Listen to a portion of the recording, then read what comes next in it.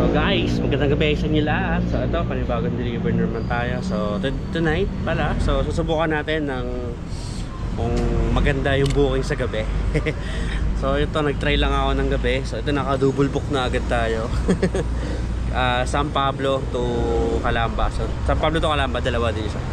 So tatry natin kung ilang booking tayo tonight. Okay? So let's go.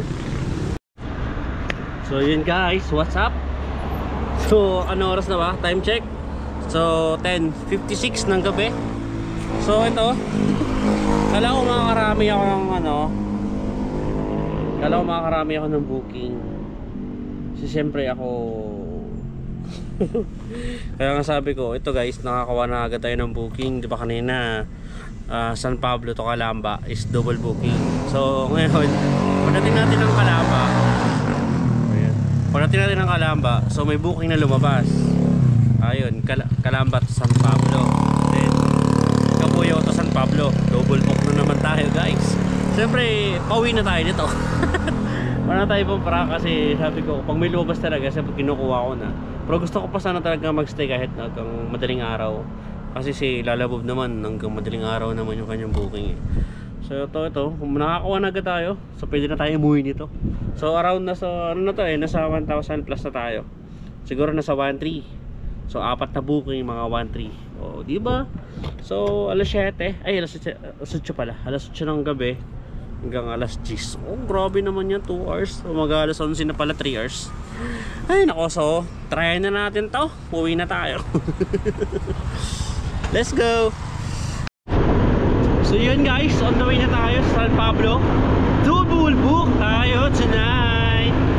So yun guys, syempre ito lang tayo. Medyo chill ride lang tayo. Syempre, gabi na. At tira naman ganun kalinawan yung aking mata. Joke lang. Ito lang. Totoo guys, malabo talaga mata ko. Hirap talaga ako sa gabi. Pero syempre kailangan natin mag-grind araw-araw. So ngayon gabi, sinubukan ko lang talaga. So diba, sa loob ng 3 oras, so ganun na yung okay, hindi naman kailangan mo. Bali papalo tayo ng 1-2 eh. Kasi oo nga, pwedeng ganun. Kasi nagbibigay pa ng extra tip yung ibang customer ko ngayong gabi eh.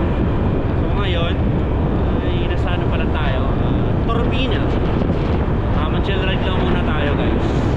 So yun lang, magandang gabi at ingat kayo palagi. Okay?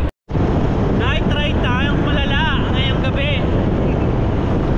So yun lang din mga maganda sa gabi guys. Kasi di mainit.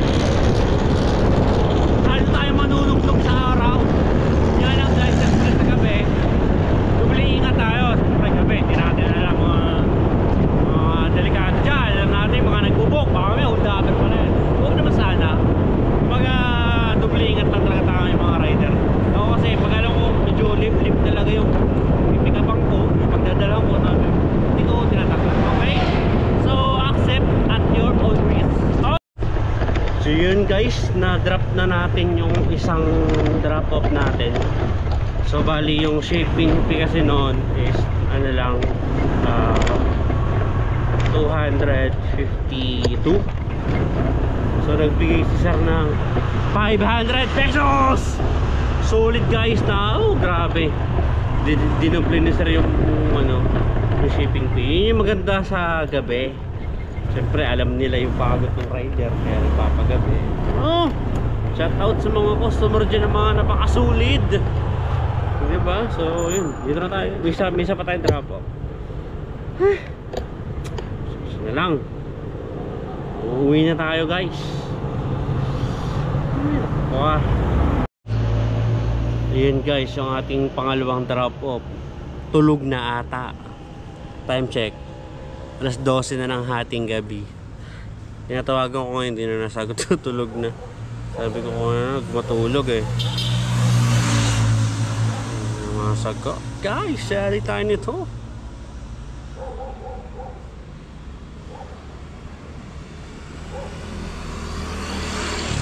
Guys, tulog na nga ata. Wala guys, hindi talaga sumasagot. So ngayon, iuwi na lang natin muna yung item. So bukas na lang. Tsaka tinawagan ko na naman yung yung seller.